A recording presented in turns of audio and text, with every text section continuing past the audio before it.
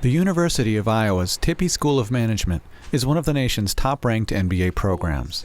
So why would these students be talking about things like biomass, compost, and sustainability? It's because they're in a unique class that gives them practical experience helping businesses change for the better. Professor Sarah Rines-Weller leads this course called Strategic Management of Change. Most organizations, or many organizations certainly, don't really think strategically or proactively about change. Change just comes creeping up on them until it's staring them in the face, and by that time the way they're reacting is defensive and reactive rather than proactive. So this course is designed to use research from many years, especially developed by professors who do a lot of consulting work, about how to increase the odds of change succeeding.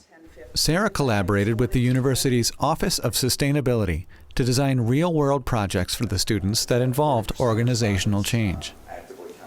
She's teaching how to bring about change in large organizations. Of course, the University of Iowa is a large organization, so I was very interested in what she was bringing to the class. And so when she approached me last year for potential projects, I immediately thought of several things that we could put the students to work on. In one project, students worked with Iowa's facilities management to explore new sources of biomass, a renewable energy source for the campus. For us to achieve our 2020 sustainability target of 40% renewable energies, it's clear that we're going to have to source thousands of tons of wood chips every year. Now, that market doesn't really exist right now in eastern Iowa. To find this market, the students gathered information on potential biomass suppliers, laying groundwork to increase Iowa's renewable energy. We were doing a lot of the cold calling. We were calling with leaders of local farmer cooperatives. We were calling with people who own wood chipping companies. We were actually meeting with farmers and meeting with regulators throughout the state. And then what our deliverable was a report basically laying out the entire scope of the project. So getting back to what we learned in the class, basically what are the entire steps that need to happen for this project to actually come to fruition. And sort of, that's the watershed that we're looking at. So that's really the sweet spot. From my perspective, they brought a breadth and depth of experience and knowledge that's not available in the undergraduate. I mean, each has their role, but to be able to work with graduate students with real life experience was especially exciting. They brought ideas, they brought energy, they knew what a deliverable was, and they knew how to march toward a goal and complete it.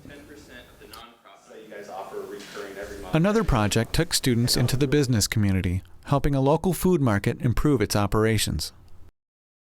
New Pioneer Co-op was born out of the 70s and the kind of the back to nature thing. It was all about bulk foods and package it yourself kind of concepts. So we really started from a eco-friendly position. A team from Sarah's class helped New Pioneer design a program to divert their organic waste from going to the landfill as trash. What we do is all the trimmings from our carrots and our celery and our lettuce and everything goes into a compostable bag. That is kept separate from our trash. We take it out, we put it in a bin, and then we have a local hauler that comes by twice a week, picks us up, and takes it to the city. Since the program began, New Pioneer Food Co-op has diverted 300 to 400 pounds of organic waste per day. When you look at getting rid of 300 to 400 pounds of organic waste every day from their deli or meat market or even the coffee shop, it's pretty difficult to do an on-site composting, especially to get rid of everything or 100% of all your organic waste to divert that. We hope to expand it to the rest of our store, including our produce department, our meat department. So we anticipate that we could really cut our overall trash output by 70%. A lot of people, when they hear the word sustainability, they think about regulation and they think about cost. They don't think about benefits. They don't really see sustainability initially as something that can actually help their business. So I think people walk out of this class with a whole new set of ideas about what is possible that I hope they bring into the organizations that employ them when they graduate.